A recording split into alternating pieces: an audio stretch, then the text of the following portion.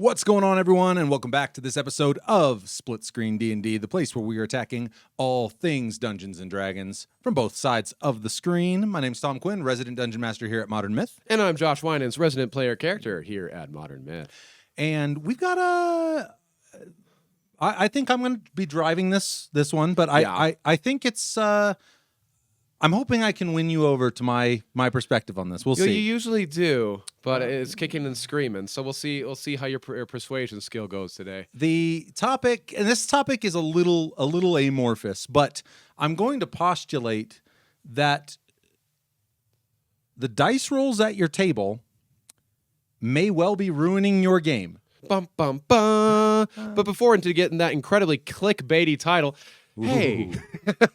Have you hit that like button and subscribe to the channel? Most of you are, and you that are just the best human beings on the planet, and we love you with every Verified. It's just amazing, people. And so thank you guys, and do the notification. Do it all. There's a whole bar just slammed. Yeah, everything except for the thumbs down. I can't. Don't do that one. Don't do that one. And also, some of you are being amazing human beings and reaching out to us through Patreon and helping us buy the beers that help fuel these weird rants that we go on. So thank you to those who are supporting us through Patreon. Yep. You can check us out there at patreon.com/modmyth. Boom. And I think we can dive right into it. I'm just going to float it right out there, and we can start hashing it out.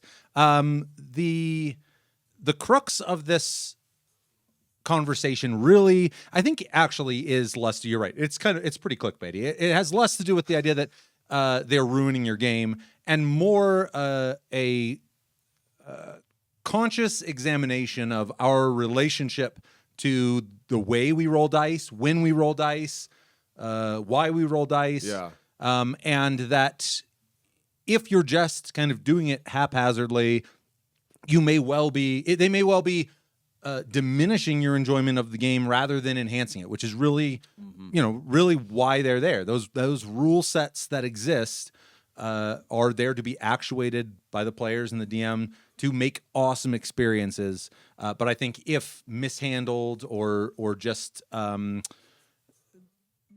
if approached in a variety of ways that can be, let's say, less than exciting at the table, I think you can run into some problems. And I would start by delineating those into two major categories. I think that for the most part, when a dice is being rolled at the table, that is something that a DM has prescribed from a player, or the issue on that end of the spectrum, I think, tends to exist mostly with newer DMs. Okay. And I think that really just lives in a place of asking for dice rolls that are arbitrary, that and to some extent that's encouraged by the rules. Specifically, if we're talking about 5th edition, that's encouraged by the rules. The other half of that equation are explicit dice rolls that are part of the 5th edition system.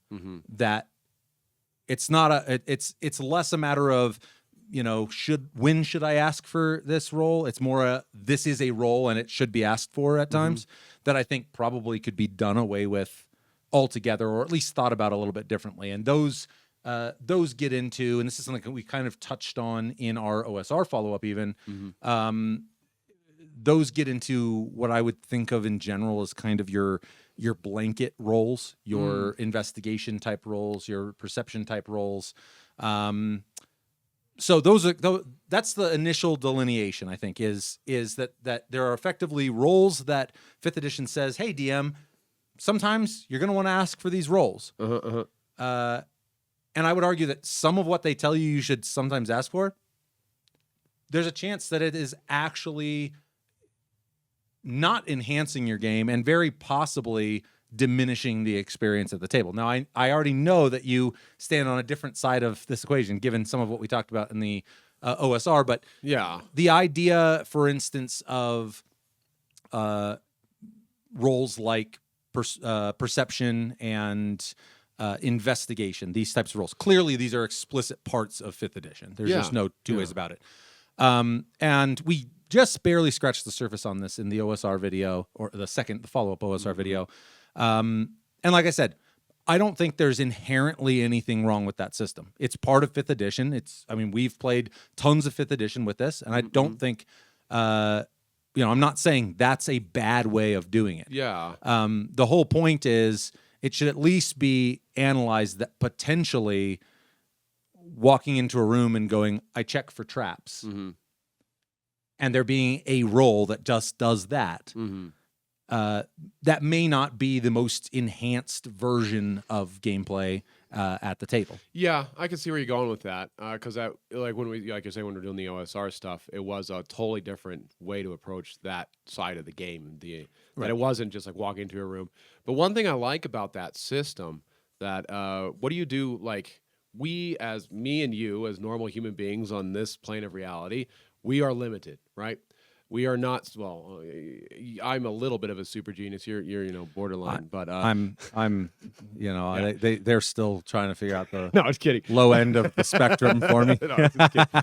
But so for us to like try to get into a let's go with traps. A rogue who is trained. I'm not trained as a music teacher how to look for traps. So I think what's nice about those roles is it allows you to kind of more live that character without actually having the real skill sets. Maybe checking traps isn't the best. I'm more thinking like the intelligence roles, like arcane and history and all that stuff. Yeah, that's fair. And something I would say too is like I actually do think the reason I kind of singled out perception and investigation is because I think they've already garnered something of a rap for being a little bit of an abused skill, and that can be managed by a DM certainly. But rules is written. Yeah. And certainly, for kind of in the same thought process, like Arcana, what real life skill set, what real life portion of your brain are you exercising to understand the threads of arcane energy in the world? That's a much harder correlation, and I certainly would go like, well, haven't you read lore about Kalimshan? You should know, so I get that distancing there. But anyways, that, like I said, that's a real kind of simple initial categorization. We can keep going. Yeah, okay. I agree with you that I feel like it's hard because as a player, you are very attached to dice rolls. Definitely. So I can see why this topic might seem to be like, hey, I'm trying to take away your ability to, and I think that really anytime you're removing a dice roll, a good example would be pivoting into the social space.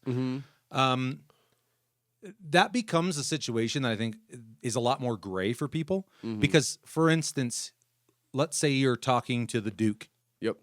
And you stand up outraged by something that's happening and give a really impassioned speech about, wanting to save the life of this condemned man. Right.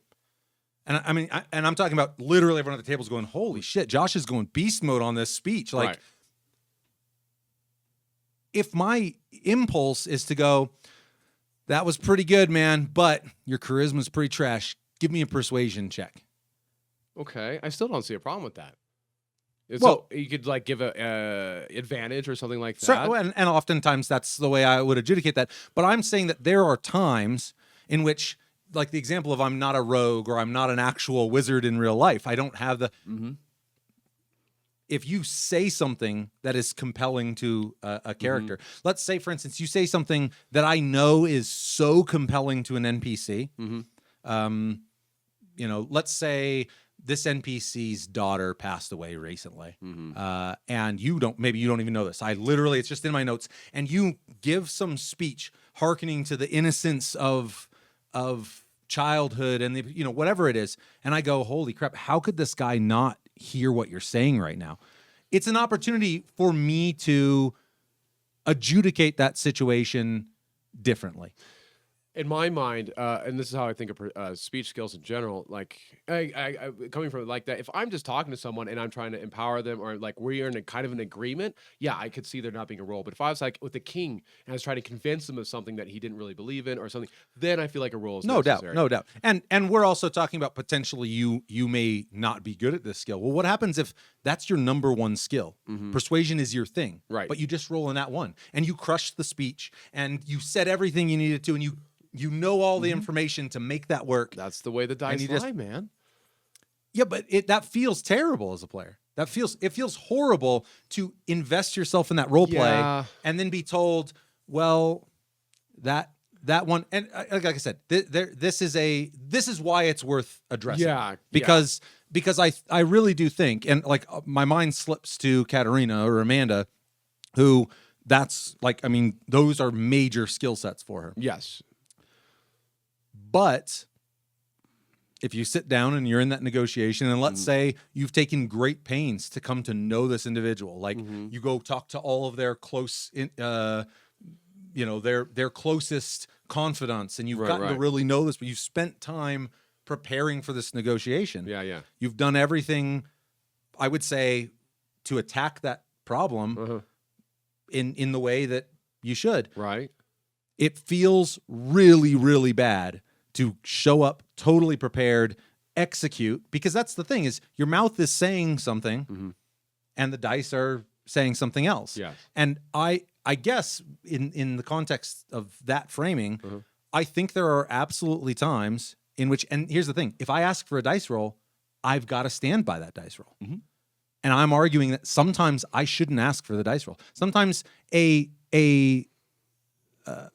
interaction is so potent that if I'm asking for a dice roll, I'm saying there is a very real possibility of failure here. Yes. And I think that there are absolutely scenarios in which, here's an example.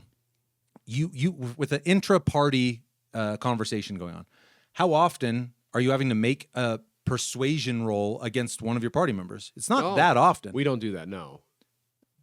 Because it feels bad to have your agency taken by her good roll. And if I'm running an NPC who I have some idea of what they think and feel about the world, if I know that you have engaged with them in a way that would endear them to you, what do I care that you rolled a 4 on your persuasion check? And I'm not saying that this should just be a blanket. You should never have, but I'm saying that there's a difference between walking into the king's court and going like, I'm here to marry your daughter, and I don't care what you say, and that's how it's going. And I go, okay, give me a persuasion check with disadvantage. Yeah. And you roll it, and that's very different than going, guys, I need to get a sense of this place. I need to meet the daughter. I need to meet the king. Like, I want to set up a scenario that endears the king to me before I ever even meet this guy. Right. I'm going, they're taking steps to enact themselves in the world. Right. And that's all going to hinge on that one role. Right. Well, that's kind of what I was saying. Like, if you work and so you make it so that the person, like if you behind the scenes make it so that that person becomes more aligned with you, then yeah. But I still like trying to get a king to give you more of a reward. That should be like, if you find out some stuff, maybe you get some bonuses to that. But the king doesn't want to give you that money, so he's going to have to be convinced. No doubt. So that's where I think the dice roll. So I could see where you're going. I do, because like you brought a great examples like inter party. We don't roll against each other on speech. Right. We let if the words ring true, we make that. So I could see that. Yeah, and I think the intra-party thing is a reasonable example, just because now I'm not going like I feel bad if the agency of my NPC has been taken away. I just like the counterpoint being, you literally kick the door into the king's court, rip a huge fart, and go, "I'm marrying your daughter." I might just go, "He calls the guards." I don't need a persuasion check. That's true. So it could be such a bad presentation that I don't ask for a dice roll. I think, albeit limited, there should be instances in which there are such good presentations, and this isn't just social, but there are many skills where someone's presented something so effectively that that asking for a dice roll in those moments, you're beholden to that. The second Yeah, you've yeah. asked for that, no matter what happens, and it can be a really awkward kind of feels bad moment at the table Right. when everyone's kind of cheering on this buildup as one of the players is doing their thing, Yeah. and then they roll and it goes like guards, and you know that's. yeah. But you know sometimes that's the case. Yeah, I have a feeling we could go back and forth a lot on this, but I think I hear where you're coming from. I'm not convinced. Yeah, but I do understand where you're coming from. Yeah. But So that I think is like that's a space where I think that those two being the big ones, like the idea that on the DM side where it's more of the when are you asking, not the what are you asking for or the why are you asking for it, but the when. And I think this tends to be the case, especially with new DMs. I've seen it. I think a lot of people, early when they're sitting in the DM seat, they go, part of my job is to ask for these roles. And when I see opportunities, I'm going to ask for them. right. And I think that the win, there's a far broader example of how you can eliminate the win than what we were just getting into of the what and the how. Because the win, I think, a firm rule that you could kind of live by in this space is if you're asking for a dice roll where the potential for failing that activity has no major impact on the narrative, Yeah. then you shouldn't be asking for a dice roll. And a really easy example, this is one of the, this gets harped on, is like the, your third level fighter needs to climb a ladder up to the attic. Right. Like, A well-made ladder that's yeah, not crickety. it's designed to be climbed. Right. And this fighter presumably is at least as good as a normal human being in real life at climbing ladders. Right. If I ask you for an athletics check, I've just instantiated the possibility you will fail. Right. And now I've put onto myself, what does that look like? What does it look like for this third level fighter to fail climbing an 8-foot ladder? Right. It's like, okay, so he falls, and then you go, oh yeah, you crash to the ground. One hit, one damage. What do you want to do now? Right. I'm going to do the exact same I'll thing. climb it again. Yeah. It's like, it's like, and it could get comical if like 3 bad rolls, So I would say that, if there's not a meaningful reason to be asking for that roll, probably a really good opportunity to just let things keep going. Go, great, you climbed the ladder. Yeah. What now? I mean, and a lot of this ties in as well as we're going through this to pacing. That's what I was about to say. Because, that makes total sense. Because when you stop, you have to make a roll. All right. You have to pull out your book or your laptop, whatever the heck you use, and you roll, and you have to add it up in your head. And now you're taking out. You're using your logical brain, right, instead of your creative brain. Right. So it really pulls you out. Yeah. Which, sometimes it's good. But. I do think that's not to say that, for instance, there aren't instances where that it could be imperative to, like, maybe this attic that you're trying to climb up to is in a burning tavern. Then, or there's grease on it, or it's falling apart, and you have to, or and so the difficulty could be scaling based on those, but it could also simply be like it's the same difficulty it always was, but failing is costing you time now, and this place is on fire, and if you can't get up, the guy behind you can't get up, So that's a pretty stark example, but there are all sorts of activities you could do from the Rovers campaign. A good example is the lever that you have been cranking on in the planetarium. Yes. And there were many times where you guys would make a check, probably the first check of the day, which was a cumulative strength check for you guys. And so long as there was no hard time contingency, we just kept running. Like, you succeeded, great. Do whatever you want with it. Yeah. Whether you took note or not, but when the lights went out and the room began filling up with these phantom serpents, every turn I was asking you guys for that check. Because 1, you're stumbling through. Right. And 2, there's an actual penalty for not moving that lever. Yeah. And so there's a huge difference there between asking for what could be a mundane check under some circumstances becomes an important check given the context of that check. So let me run this idea by you. This was brought up by my lovely wife. And she was like, how about this for an idea? And I could see some merit to it, but the more I think about it, the more I don't know. Like, you walk in a room, it's like, okay, we're in the exploration side of D&D. Everyone roll a dice. Okay, you roll whatever. That is your roll for anything you do exploration-wise in that. Yeah, you apply your bonuses, but it's all based on that one dice roll. Well, I mean, I could definitely. I think from a pacing standpoint, That's there's a what I'm lot of value in like a preemptive roll. Yeah. I think that. Because I think you can. There's a rule where you can do that with combat as well. You just like roll once, and everything falls under that. Like all your strikes are that number. It's to help save time. For the duration of the combat? No, for one round. Like if I was like, Oh, I see what you're all my saying. attacks. Okay, you Gotcha. roll You've once. got Yeah. yeah. I mean, and like I said, I think there's all sorts of tweaks, and that's a great segue into a different form of relationship with dice rolls. Yeah.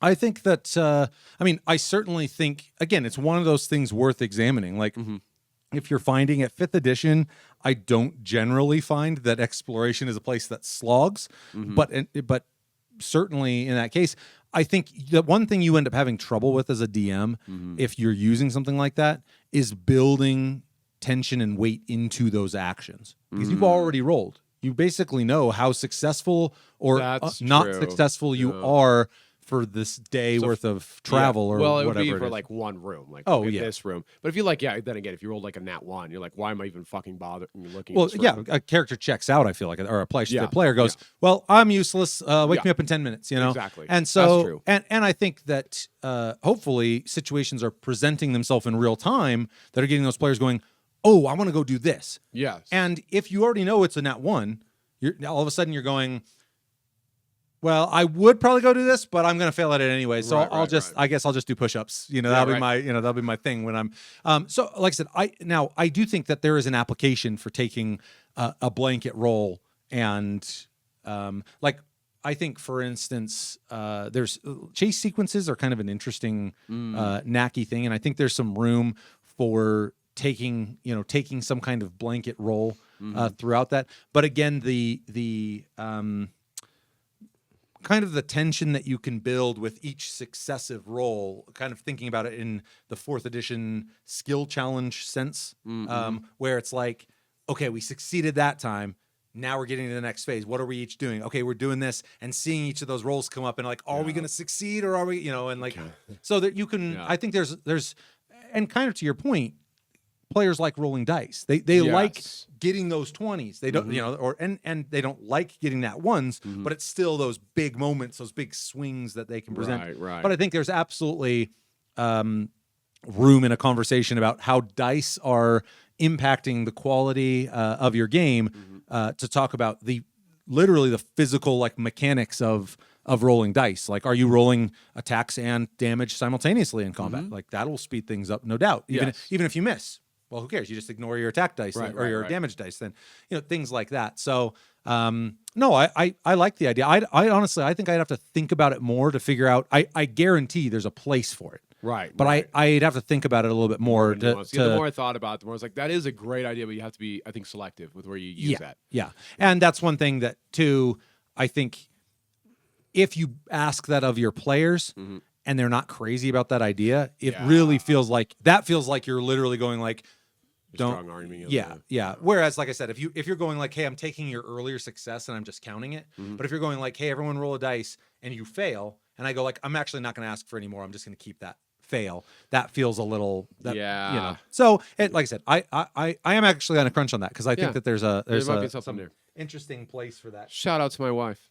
Shout out to the Ariel Winans bringing those dice roll ideas. So in terms of, we kind of talked about eliminating mundane dice rolls that aren't going to have, and I think I do like the phrasing of they aren't going to have a meaningful impact on the narrative, because they could have a meaning. I mean, falling down that ladder, possibly that's got some very small hit point implications. Possibly it's got, but for the exchange of, whatever time that's going to take, and again, the fact that the obvious follow-up is I do it again. Yeah. And I'll do it until I succeed. And if it costs me 3 failures to do it, then, so be it. One caveat to mundane rolls is I do think there is some cool opportunity, depends what the tone is at your various tables. There's some cool opportunities to ask for riff rolls, where someone does something and it's clearly even maybe even done in jest, and you go like, just give me a roll for that. Like, Yeah. let's just No, I because agree. there's some really awesome moments that kind of blossom out of that Yes. sometimes. That end up generally in my experience are on the comedic end of the spectrum. Yeah. I was trying to think of like, well, why is that? Is it just because it breaks up the what's happening? Does it just create an unknown? Like, who knows what's going to happen? Yeah, Like, I think it's really one of those. It's a really solid levity moment. Like Yeah. if someone says something, or let's say for instance someone does something that like occasionally I'll have moments where a player will go like, all right, well I'm going to do this then, and all the heads turn like what? Like Yeah. like did you not just hear the explanation about like don't You're gonna drink the green you're liquid, not- well, and so the interesting thing is like so there was no dice roll necessarily involved. No. Well, there actually ended up being a Yeah, con, 'cause con save, a con that- save. that failed. And that was actually I would say a narratively meaningful con save. Right, right. But like if there's been a multitude of times where Aster has gotten a little heated with Kel and opted like I'm just gonna chuck my dagger at him several times. and it could just be a easy like okay the And dagger she hits me clatters every clatters fucking off of you. time. But there are like there are some interesting kind of goofball moments that can bloom out of what to the entire table. I think everybody it's hard to put your finger on, but everybody acknowledges when it's a riff roll. It's Yes, something where everyone's going like, yeah, let's just see what happens here Yeah, because this yeah. is like so that's definitely one of the considerations. The other aspect that with kind of with regard to the relationship of roles. With regard to the relationship of roles at the table, I just want to double check my notes. Yeah, you're good. This is actually probably one of my biggest points. Good you looked. So I'm glad I double checked it because I might have skipped right over it. Talking about kind of the language of dice rolls, and this really gets onto the player side. I want to hear your thoughts on this. All right. You're wrong. I think you're going to think I'm right on this. I think you're going to heavily agree with this. So far, I have not agreed with much of what you said, but let's see what you say. The phrase, can I make an investigation check on XYZ? Yeah, okay, I know what you're saying. Okay. For starters, that's a terrible phraseology if you're in character. But number two is, you've just asked to make a roll that probably doesn't need to. If you say, can I make an investigation check Right. on that painting? Yes. Well, and this gets back to eliminating dice rolls. A good example with regard to investigation. Okay. And this is not tethered to the earlier point about we should just get rid of investigation altogether or just get rid of perception altogether. There is a level of specificity that a player can express that supersedes a dice roll. And I think we've touched on this in another episode. But a good example, again, we'll just use I was going to say painting. Sure. We'll say there's a dresser drawer. Okay. Or and you just go, can I make a investigation on the dresser? And I go, okay. I think that phrasing inclines a DM to oblige. Yeah. So cool. I give you if I know that the key that you're looking for is in the top drawer, how blind do you have to be to not see a key in the top drawer of the dresser? But you've just made a check. And if you fail, I need to know what that fail condition looks like. That's an interesting And thought. it's not a good thing for me to go like, well, you searched the dresser, but you don't find anything. But it wasn't a very good search. Right. Then they just search again. That's the point being, if you had just said, I want to investigate the dresser. I want to look at the dresser. Right. I want to check the drawers. I want to however else you want to phrase that. Right. I go, in the top drawer you find a large iron key. Okay. I don't need to check. Now, if you're in a room that has a dresser and you go like, I want to investigate the room. Now I have no idea if you're even looking in those drawers or not. Right. Cool. Right, Give me an investigation check. Right.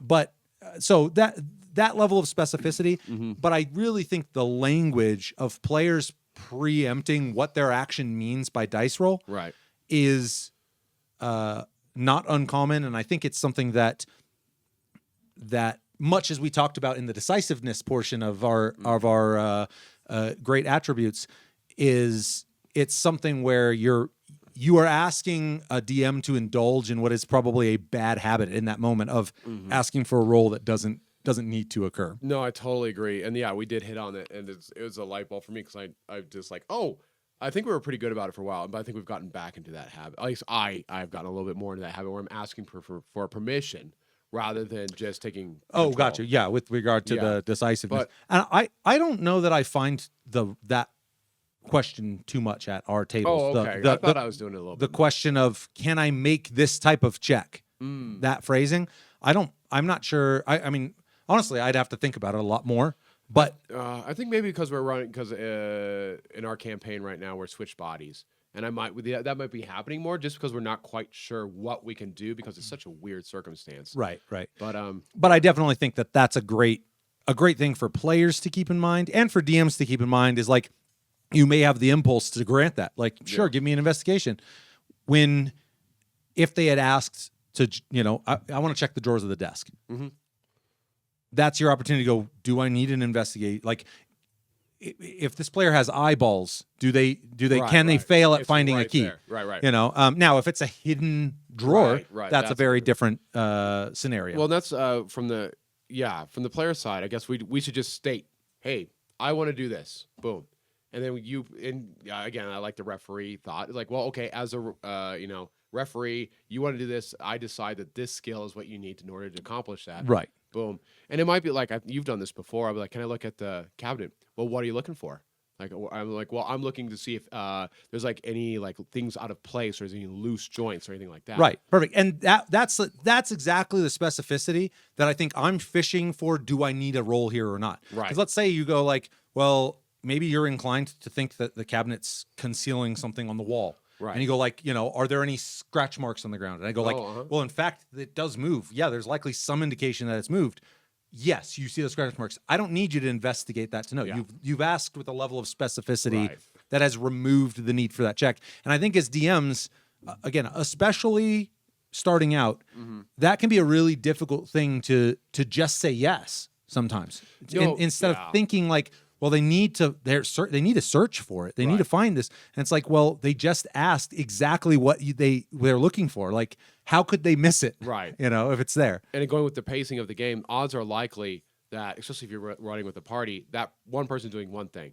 So they're going to probably want to do other things as well. So if you're rolling for like, okay, let's investigate, that's slowing down the game, and you're build up those dice rolls for those important things like finding the traps, finding the secret cupboards. Yeah, and that's really what I think is. I think if you the more you are distilling dice rolls down to be meaningful checks of success or failure, your players understand. They begin to go, every dice roll matters. Right. Because if every time they're rolling, it's like, okay, well, that didn't really matter anyway. So like then dice rolling just becomes something you do at the table that doesn't carry the weight that it should. You're right. Yeah. No. Okay. I agree with you on that point. Yeah. And I think as far as kind of talking about the language of dice rolling, there is a DM side of this, and I've kind of had a hard time figuring out where in the conversation I wanted to fit this, but I think that there is absolutely something to be said. There are times in which you want your players to give you a check, and it's imperative that they don't know that they're giving you a check. Okay. A good example, for instance, might be something's happening to their memory. Something's happening to them psychologically. Yeah. And if I go, give me a wisdom save, as you walk into a room, I go, hey, everyone, give me a wisdom save. Immediately you go like, something's not right here. Right. And we're talking about, let's say, a level of illusory magic that is so sophisticated that even knowing it's there ruins the illusion. Even knowing that something's amiss. Right.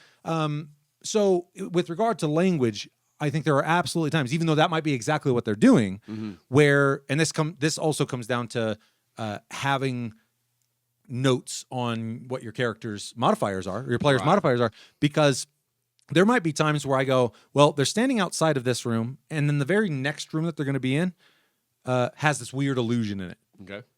I might start the session by going like, everyone roll a die 20 for me. And that's how I start the session. Yeah. And that's it. And I just log what you rolled.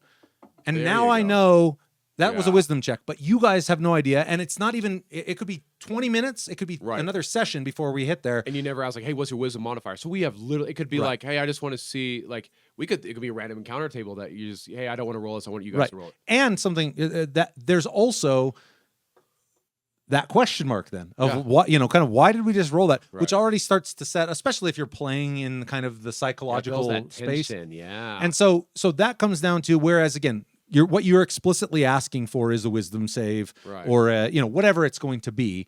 But I would say from the communication side of the DM, the language of asking for dice rolls, don't be afraid to just ask for just a straight die 20 roll. You know exactly why they're rolling it. You know exactly, and it could be, like I said, there'll be times where I'll ask for a die 20. Oftentimes I'll try to do it at the very beginning of a session with you guys if I'm asking for it. And sometimes we don't even get to where, sometimes we never use that roll because you just don't go where I thought you might go. Sometimes we don't get to that same session. Sometimes, but I like that, but it's far more important that when you enter a space, especially if there's going to be some big kapow, like I said, psychological moment. That's only one example, but illusion is a great example for this type of role. So that kind of ties into the language of asking for and on both sides, the language of asking for roles in both directions. So this is what I love about this little show we do is I get such like now anytime at the beginning of the session we're rolling a D20, like, oh, I know what's going on. Well, something else that's beautiful is there are absolutely times, I'm sure there are many DMs out there who have conceived of simply asking for a roll for absolutely no reason. Oh, you're a dick. Really? Because sometimes it's a strong tool. Like, let's say they enter a room and you go, I do want this room to feel a little more tense. I go like, as you pass through the doorway, give a little bit of a description. I go like, just give me a die 20. And actually, that's a cool. And then you roll it, and I go, it means nothing, and I know it means nothing, or maybe it does. Maybe I mean, so it's just one of those deals where those little nuances of asking for and granting dice rolls. There's a lot of nuance in the way in which you conduct that process that can have a huge impact. I mean, this is one of the areas I think that just, trying to find the grand illusionist amidst this crazy labyrinth of this funhouse dungeon that he's kind of created. Right. Trying to find him and you entering a room and me going, give me a wisdom save, guys. You basically go like, okay, there's the illusionist has done something here. I don't, whatever that is. There's entire encounters and segments that simply fall apart by the party being aware that they are being duped at all. That's no. Yeah, God, so I like that's. It's really. I don't use the word manipulative. It is manipulative, but it's not a bad. Yeah, and I think that's literally the nature of illusion magic. So like you wouldn't be doing that type of scenario justice otherwise. No, I dig that, man. Yeah. So okay, I agree with that. Yeah, but any other thoughts on the player side? Like, I'd really just be curious to hear. Are there from the player side? Are there roles that you're just like, why do I make this roll? Not really. Okay. Not from where I sit. I really enjoy dice rolling. What about hit points when you level up with your hit dice? Yeah, that fucking sucks. But that's just because I can't roll for shit. Well, and have you taken an average across? Like, what would you be at if you just? That's actually a good average? question. I should look into that. Yeah, I'd be curious to know where you're sitting. I think I am well, but I've also bumped up my Constitution score, and then my next, I'm going to take the tough feat because. It's gonna be a big boy. You got to take. If you're a tank, you got to be a tank. Yeah. But like rolling for character creation, like that's a big deal.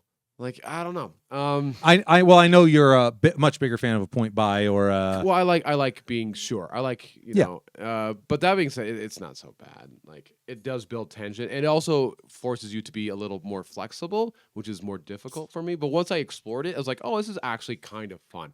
Rolling a 6 in intelligence for a min-maxer was like, fuck. And even my maxes weren't great. Charisma was ridiculous, but my strength was 15. Well, and that's the thing is, I think you had like a few robust traits, I'd but one. not insane Right, traits. right, You that's know, true. whereas like you might have. I think Aster started out with like an 18 intelligence. So, Yeah, she was baller. You know, that there's a straight. But I agree with your point that one of the beauties and the whole reason I think dice are the backbone of the game really is. A lot of the fun of the game is dealing with that variability, dealing with that unsureness. Right. Well, it's a thrill. And to some extent, I think that's not void even in the character creation process. I get that may not be your preferred. Yeah, method, but no, that's kind of the whole point of the dice. Well, it's a risk. It's like gamble. It's like playing poker, right? Yeah. And every overturn of another card makes you reevaluate what you got. And it's a thrill. Like, is this next dice roll going to be what makes or breaks my character? Right. There's such a thrill there. Yeah. And like I don't have a gambling problem. Don't worry, internet. But like that's but I really enjoy that aspect of it. Yeah. So yeah. But you don't want to. It's just like you're saying. If you saturate yourself in it, then it loses its fun. So, right. Yeah. Right. Yeah. And I would say, I don't want to say dice rolls should be few, but dice rolls should be only as many as it takes to adjudicate the meaningful actions. That's what. And meaningful is the crux. That's what I'm getting out of this conversation. Is meaningful, and who knows what meaningful is? Yeah. Like, especially low. Like, oh, that's an interesting question. Like low level meaningful versus mid tier level. Oh, absolutely a different thing. I mean, for instance, even though I will say a level 1 5th edition character is 10 times the human any of us will ever hope to be. But I will say, taking a serious fall on a ladder as a level 1 character is a lot more meaningful than doing it as a level 3 character, even or level. Right. That said, I still, like I said, I don't know that I want to get into the crunch of like, well, you're only a level 1, so give me that athletics. Yeah, but that's a consideration, I think. Oh, absolutely, no doubt, no doubt. And Aster climbing a ladder versus Kel, who's a paladin, is also another consideration. Right. Yeah, you may have some and basically the consideration being if 10 is average by stat, I would assume anyone with a 10 or better can climb a ladder as well as any average human being on Earth. Right. And I think even well below average human beings on Earth are capable of climbing ladders. So my daughter, who's 1.5, is already like she's getting there. She's doing some weird stuff. Man. She's already getting climbing ladders. So now, with regard to dice rolls, we've talked a lot about dice rolls that maybe places where we can roll less or roll with more intent than just rolling dice because it's fun to roll dice. Don't get me wrong, it's fun to roll dice. Yeah, and as a DM, like we're spoiled because we roll a lot of dice, and like are generally successful and just like crushing. I mean, it's but because you can lie, you're behind your stupid screen and you can lie. That's actually another major aspect that I wanted to talk about. Lying? How DMs lie? Well, not lying. Sweet. No. But it does actually tie to that heavily. The potential to lie. Okay. And one of the very definitive relationships we have with our dice rolls as DMs is the differentiation between public rolling and private rolling. Oh, I would say players have the same. I think I hear about some players who roll privately. What? Frankly, that's something that I would not. I would not. Not so much out of like if I trust the player, I'm not thinking that they're going to be. But there is no substitute for a public die 20. Yeah. I'm sorry, a public nat 20. Yeah. When someone rolls a nat 20 and everyone sees it hit nat 20. Yeah. There isn't a substitute for that. Why would you? I don't know if you've heard. What is the draw? Why would you want to roll privately? I honestly don't know. Huh. I mean, I've heard about it on a few occasions, and they may have even been like horror story related. Because if you're cheating and you want to have that, I totally makes sense why you want to roll privately. Well, I would say that overlaps directly to the DM. The question is why not always roll publicly, especially like I have certain feelings about fudging dice rolls. There's a lot of things, like I said, I think are fudgeable, but dice rolls aren't one of them. Right. And so I think there are a few other aspects of rolling dice that doing that privately lens to. This is because there might be times where I intentionally don't want you to know I'm rolling a dice. Like it's not about the value of the dice. I don't want you to even know I'm rolling. Right. So there's that. Say it's a wandering monster table, or sometimes I definitely want you to know I'm rolling a wandering monster table. I'll roll it nice and loud. Yeah, and, I've seen you do it. Well, and it's a deal like if I want players to know that there is a time taxation in a space, and they say I'm going to do something that takes an hour. I'm going to do something that takes 10 minutes. I'll go and like let it rattle around and then check because you do. I want them to know Right. that's great, but you as a character would understand that this is a dangerous place and things are moving around you, and that's worth considering. But on the player side, but on both sides, I should say, there is some consideration. I mean, I would say you have the one of the big fundamental elements we talk about a lot on the show is trust. Yes. And so there is the question, like I said, I roll behind the screen. But I think that there's at least the question of, as a DM, there are DMs who roll everything public. That's just how they roll. That's obviously a consideration with dice roll. It's a difference in relationship to those dice rolls. And I think there's pros and cons to that. It's at least worth discussing. Well, and it's one of those things. I think you can do both. I think as a player, when you are rolling privately, which again you roll all the time, it builds a tension. Like even in an attack, you roll the dice, and there's that moment of tension where I don't know. Right. And that is that is really cool. I think that's where you want to hunt it privately. I think when you want to, and you never really reveal, but what you do you know what you do? What do I do? You announce it publicly. You'll say, I rolled a 16. Oh, there are absolutely times where, especially if it's if there's a big, the one that comes to mind most recently was Katarina trying to get back to the Alamo in the room. Yeah, that was a crazy and moment that was in time. We almost abandoned her. And sorry, Amanda. That was a really good example of an opportunity, because I agree with what you're saying. I think there is kind of the tension and the mystery of keeping those roles obscured. Right. I think the opposite can be absolutely true too, because I asked her, I said, do you want me to roll, and ultimately because she was concerned about potential lucky implications, she had me roll. I rolled a nat 1 either way, so it would have, but here's the thing. Imagine if we had slid that dice tray to the center of the table and I rolled that nat 1. The blast of energy that would have ran over the table as I failed that dice roll and she was successful. Yeah. Conversely, imagine that is a very visceral thing, seeing that dice roll. So there are trade-offs. Yeah, absolutely. And what we do at our table is you roll our death saving throws, which I absolutely adore. Right. And that was a dice relationship that I did not expect the players to be behind. That just makes sense. But it is. It's a huge benefit. Because death is should be weighty, and 5e is not really good at communicating that. And that's a way that we have found that helps with that.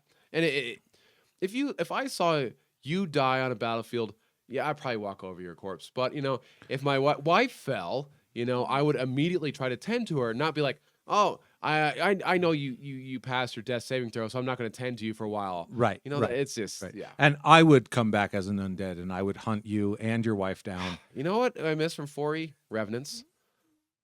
Yeah. Because that was one of the ways to break the game, and you don't have that in 5e. I would leave it to you to be disappointed about how you are no longer breaking the game. No, Revenant actually was really cool. There's some really fun stuff going on there. So I really like that we hit on that, because I do think that DMs kind of have a fundamentally different. Generally, I do think it's probably more common that they're rolling behind their screens, but I know many DMs who roll publicly. There is something I really like about that. I mean, like I said, I think that there's no question. If trust was ever an issue at our table, I think that's what I would just start doing. If people were going like, I think maybe you're fudging, then I would go like, all right, I'm just going to roll publicly. Which, and I won't lie, especially in 4E when we weren't, I fudged dice rolls. I come out as a fudger. I'm sorry, I was a cheater. This mother fudger. I know. That's one thing in this new campaign. I was like, I'm never fudging a dice roll. But, because it takes away from all the fun. You have converted my son. You Yeah, well, it's because again, it's about the story, not about winning. Right. So it's a different mindset. But yeah, it's yeah, I think you forced us for a little bit to roll publicly. Like, hey, because you kind of roll in our own little dice tray, and then you're like, Oh yeah, but I don't ever think that was. I think that primarily that motivation was. I love when everyone can see those 20s come up. I love when they see the ones come up. I love it. Like like there's such a shared response, even when it's someone else's crit or someone else's nat one. That I mean, I love that, and that's one of the things I'll say too is as a DM. You never get to revel in your own crits the same way that players get to because you don't. That's part of rolling privately. To and some also extent. you're not important. But well, there's that. There's that. Yeah. But sometimes you also show us the dice after the fact. You're like, you'll be like, I can't believe I just fucking rolled this, and you'll show us like, look at this bullshit. Oh yeah. You know. Well, so especially like I said on that nat one that I rolled for Kettering. I mean, that was that. I firmly believe that if I beat her on that athletics roll, Katarina would be dead, permanently dead. I don't see how there wouldn't be. Yeah. She'd be getting 6 attacks from Wyverns the following turn, right? And they would just flat out eat her. Like they would just eat her. They wouldn't be like, wow. You know, I had no idea it was that. Yeah, that. Yeah, dire. no. She, like I know definitively. Amanda, I am so sorry. I shouldn't say I know definitively, but I mean mathematically, that one roll, that our contested movement roll for her to charge through there. Carried a lot of weight, and those are the moments too where it's like, you know, there you can kind of have that moment of like I put my dice trap on the table and everyone could see the nat one, but where it's like, you know, everyone was already breathing their sigh of relief. She had succeeded, and so now I want to round this out real quick by a total kind of shifting of gears here. We've talked a lot about ways that we can streamline rolls out of our game. Yep.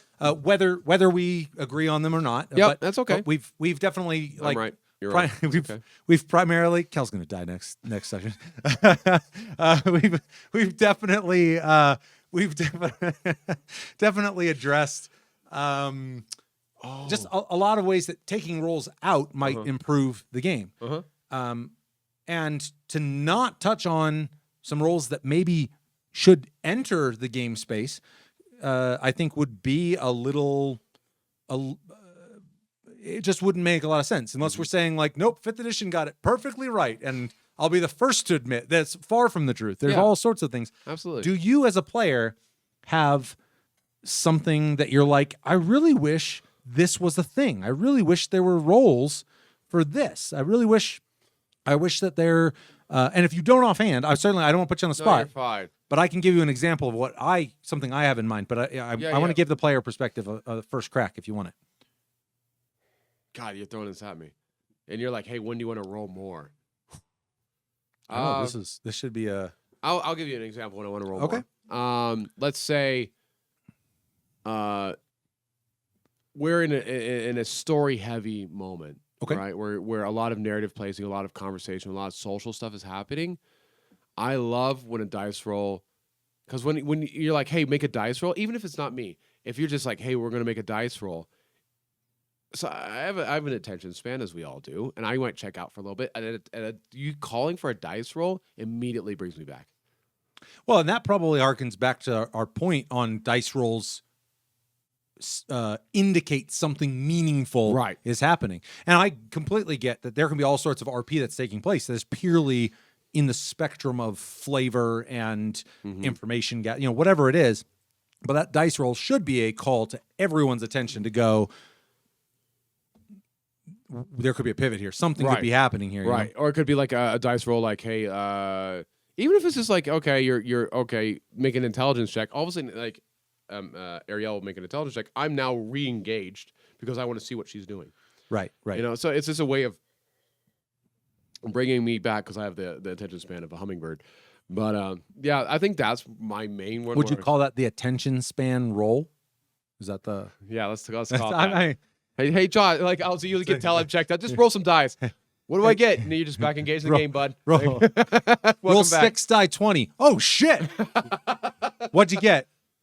I'll just keep right on going with this.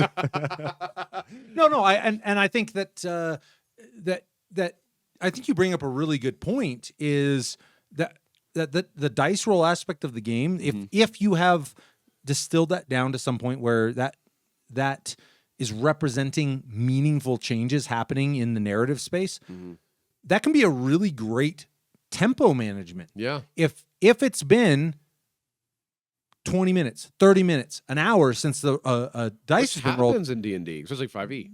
then that might be a good indication as a DM to go,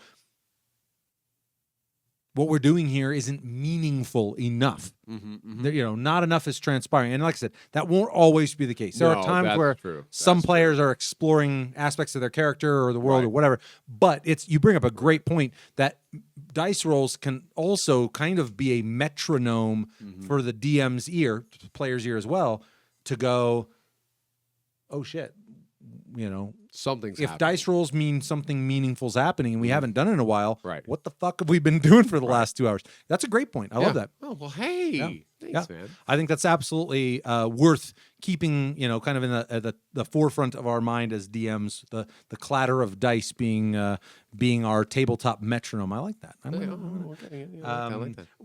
A role that I think is criminally underserved and this is a holdover from older editions, but I think it can be adjudicated in a bunch of different ways. But a dice roll is one of them. Morale. Oh my goodness! And this maybe has less to do with the party. Yeah. This may be more NPC related. Like I said, I don't like the idea of removing agency from a player. Now they can be frightened. They can be under the frightened condition. Well, that's a condition. Yeah. But so I'm not advocating that players be forced to make morale checks. But I will say I will design encounters, especially intelligent creatures, where I will go, if this box is checked, this box is checked, and this box, if the bandit captain is dead, I'm making a morale check to see if the rest of the bandits flee. That is vastly underserved in the 5th edition landscape. And I think, frankly, unless what you're fighting is stupid or monstrous or very few fights should end in absolute slaughter, or at least in an absolute slaughter that the losing side didn't try to avoid. Right. We had that happen where we the snake guys, he tried to run away with the crystal and we had to literally chase it absolutely, or use magic abilities to and make sure the cool thing is when we talk about pacing, we talk about a combat pivoting into a chase sequence. Cool. I mean, more contrast. Yep.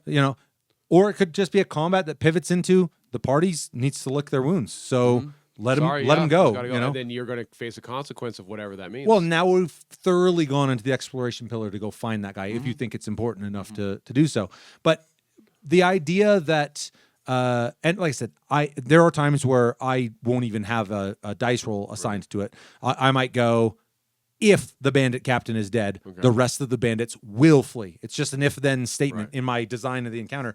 But in a lot of cases, I'll go, if the total forces have dropped below 50% and the entirety of the party is still standing, maybe I'll start making a morale check for them. Maybe I think that should be a standard element for really any intelligent creature. Yeah, I could see it. So and it's something that has essentially no pacing implications because I just make that roll behind the screen. Right. Everything else is going on. Just as a layer of realism. Yeah, I think so. And I think, like I said, a potential for pivots in the tone and tenor of a combat. Again, a combat turning into, well, they tried to flee, we captured this guy, and now we're going to interrogate him. Ooh. Or they successfully fled, or they tried to flee and we killed them all as they were attempting to flee, or turned into a chase. I mean, there's the texture of the end of that combat. There will be combats absolutely where the party kind of cleans their gear and goes like, "Fuck yeah!" Like they picked the wrong day, right? Nothing wrong with that, but I think absolutely morale. Now, I think that should absolutely apply to NPCs who are in the service of the party as well. But might be like, but if they're rolling with some like a paladin, like some amazing Kel, like I would likely apply. I'd likely apply your I'd apply your fearless aura. I would probably apply your. If they're within 10. Well, Yeah, but so I mean, take those considerations. Yeah. But I think the psychological health, and this really does apply to players too. But I'm not advocating. I've been waiting to sneak in. Like, what do you think about the PCs? But well, like I said, I don't think I would ever try to instantiate a. If you did, you'd have to literally write out a hard and fast rule set for this is the way morale works. Yeah. And I just don't think it's. I mean, that's not the game that 5th edition is trying to play. No, we're the heroes of 5th edition don't run. I mean, or they run only when the players decide to, not because they have broken psychologically. Right. But I think there's room for it. Like if you go, I think it's even mechanically in the Shadowfell or certain situations where you might want to start. You could start rolling. You're facing off a demonic monster who, even if you have a fear aura, you're just like, holy crap! Like this is bad. Well, and I think that's something too. Like you might homebrew a monster where you go like, I want morale to be a part of this fight. This thing is that terrifying. Yes. Well, great. They've got an aura that is forcing you to make some sort of check. Right. That's but having just kind of a blanket morale rule. Right. But morale is definitely one of them. Another one that I use, I mean, because our campaign is pretty sprawling and really is spanning the entirety of Faerun. As it should. As it should. Airships. Final Fantasy taught us nothing else. Every campaign needs an airship. Airships. Don't crash this one too. All right, you already destroyed one. Like that wasn't our fault. Okay. It was a little bit our fault. It was entirely your fault. No, I think it was a fun little jaunt. It was a jaunt. No, but I another place that I use it, and I this is not a explicit explicitly out of the rule sphere, but there are a number of, I think if you are running a campaign world where you really are concerned about the entirety of a continent, and that's a lot of space for things to be going on, and to micromanage, okay, what's going on here and here and here, there are a number, in general, I keep a tabs on a number of what I'll call world events that are playing out. Oh, I see. Yeah. That, and this doesn't have to be even at the table. Literally, in between sessions, I can go, okay, there's a war going on in a different part of the continent that you guys don't even know about. Right.